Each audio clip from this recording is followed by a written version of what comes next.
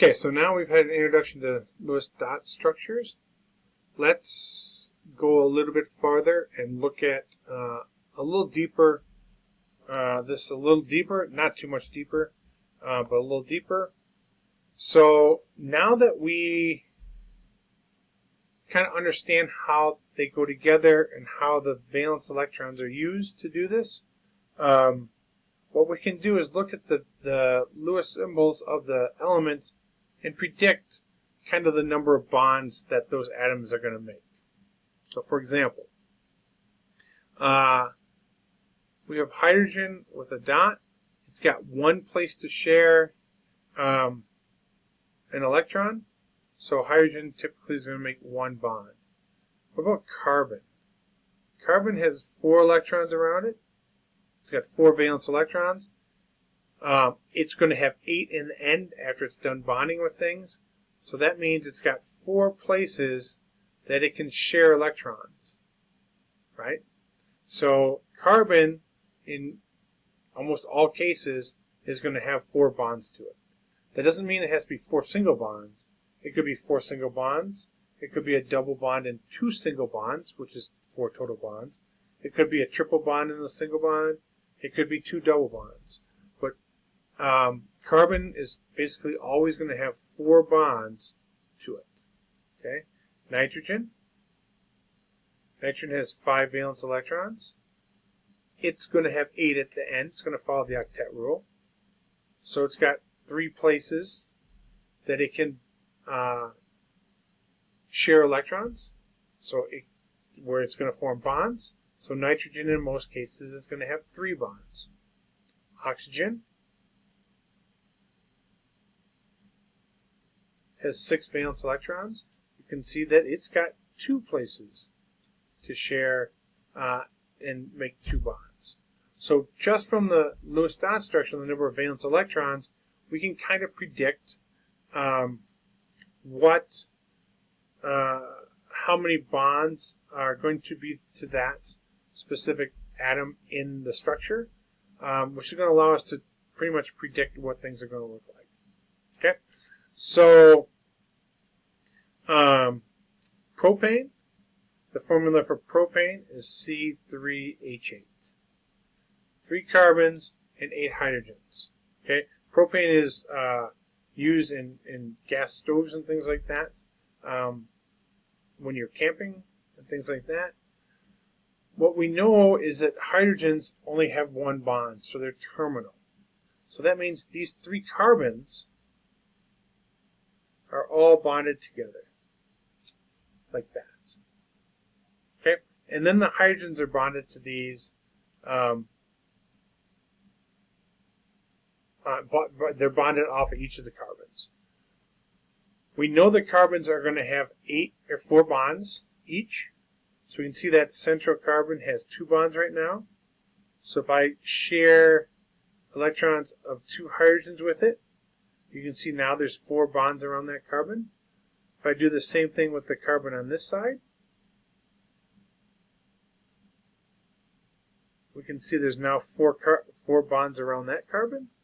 And this end carbon on this side, if we do share the 1 electron from the hydrogen with the carbon and do that 3 times, we can see that carbon has 4 bonds around it also. When we did that, how many hydrogens did we add? 1, 2, 3, 4, 5, 6, 7, 8. So there are 8 hydrogens added, exactly what our formula predicts. Okay. What if we do, let's do, I don't know, methanol. So methanol is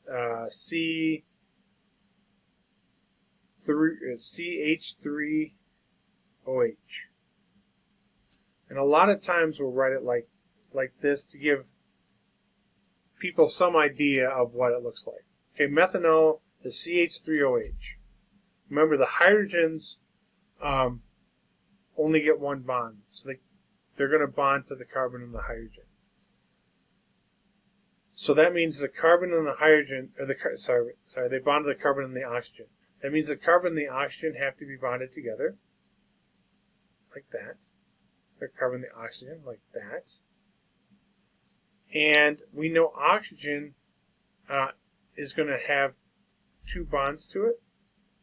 And then if we look at the oxygen up here, it also has 2 lone pairs. So it comes in with 6 electrons, 6 valence electrons, and it shares an electron with carbon, it shares an electron with hydrogen.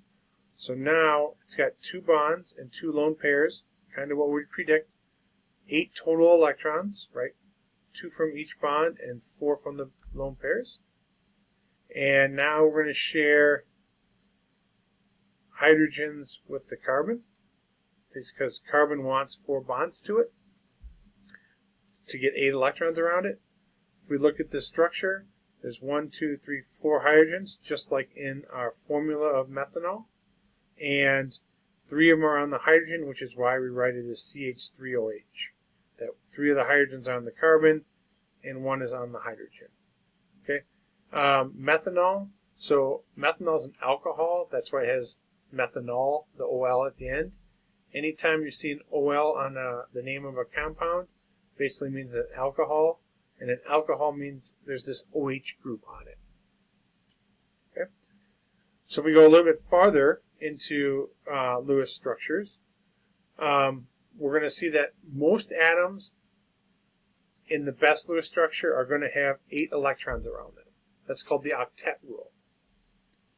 There are some atoms that can't take that many because they don't have enough protons. Like we saw, hydrogen will basically form 1 bond to it. And then boron, which only has 5 electrons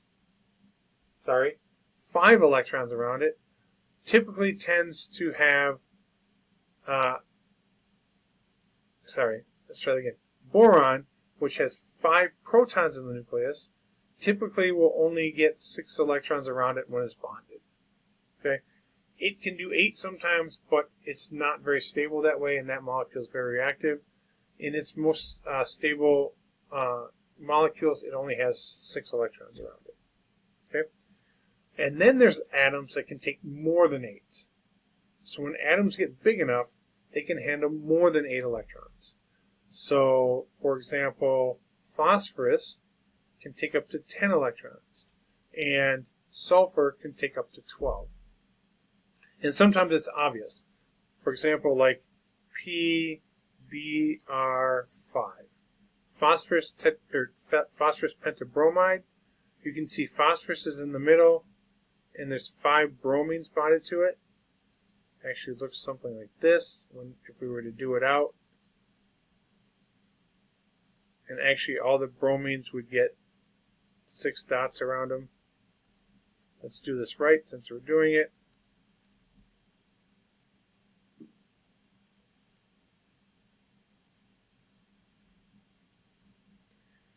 Whew, should have picked something easier.